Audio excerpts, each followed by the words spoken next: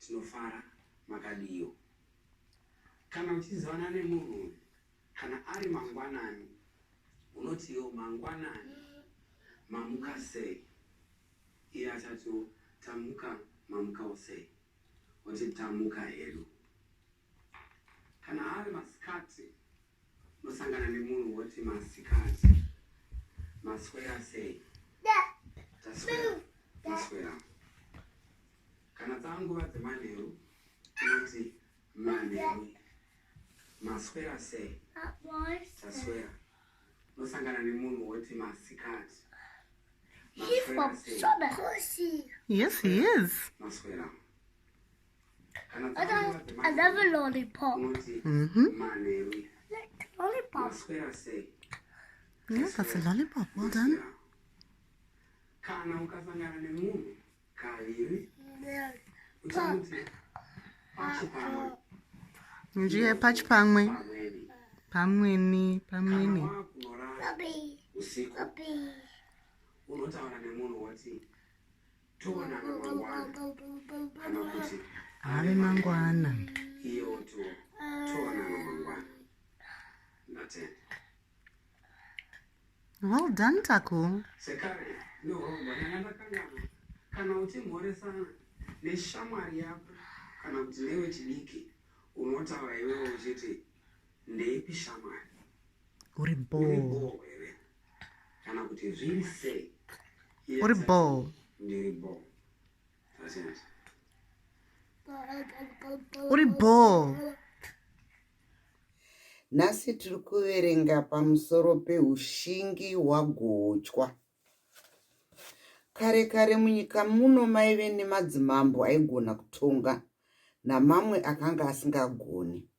Pamadzimambo aigona kutonga paiva nomumwe mambo ainzi Chipanda. Mambo Chipanda aitonga zvaifadza munhu wese. Munyika make maigara muino rufaro nguva dzese. Vanhu vaingoti kana pavanenge vanzwa kuti panowawa vainwa pasina zhowezhowe, asi mufaro chete. Chimwe chinhu chete ndicho chaive chainetsa. Mambo Chipanda akanga asina mudzimai. Kunyange zvazvo vakanga vaedza nepavaigona vanhu vomunyika iyoyi kuti vabetsere mambo wavo kuwana mudzimai, vakanga vasina kukwanisa kuzviita. Nokudaro rimwe zuva vakaungana. Paive neumwe murume ainzi Gochwa.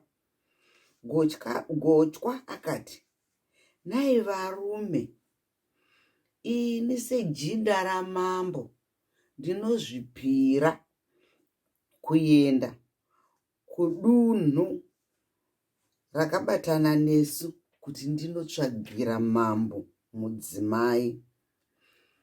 Mamwe machinda nevanhu vakanga varipo vakagara pasi naGochwa vachimurayira zvaaifanirwa kutarira pakuenda kwake kudunhu ramambo aiva akavakidzana naye, uko aizoenda kunotsvagira mambo wavo mudzimai. Vese vaiziva kuti mambo iyeye anga akabatana navo aive nechana chake chisikana chaive chakanakisisa chaizvo zvainwisa mvura. Mambo uyu ainzi Chigara navamwe.